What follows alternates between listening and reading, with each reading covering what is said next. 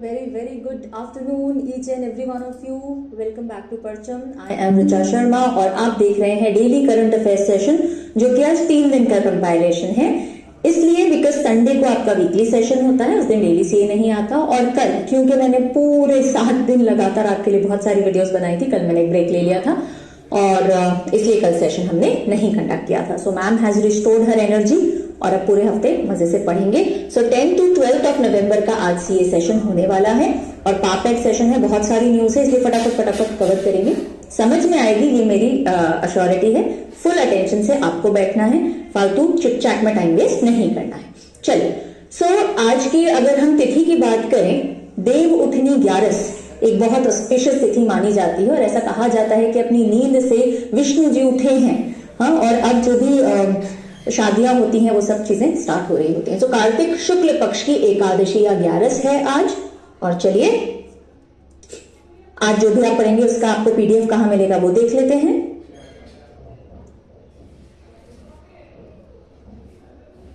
Give me a moment. आप लोग को मैं am I visible and audible to you? जल्दी से बता दो, बिकॉज कुछ बच्चों को शायद अभी विजिबिलिटी चैलेंजेस आ रहे हैं। जल्दी से बताओ।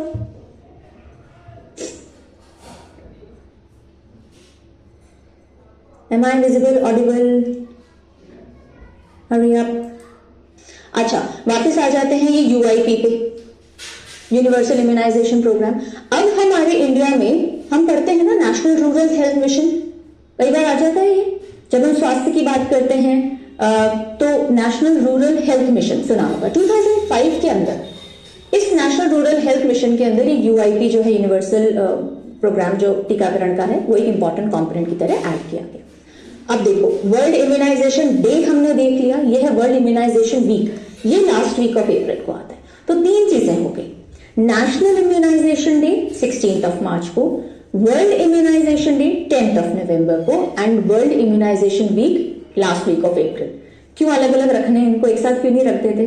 हमारे लिए डिफिकल्ट करते हैं ना याद करने का, बट यही है, life is not easy, competitive exams are not easy. चलो नेक्स्ट इंपॉर्टेंट डे पे बढ़ेंगे।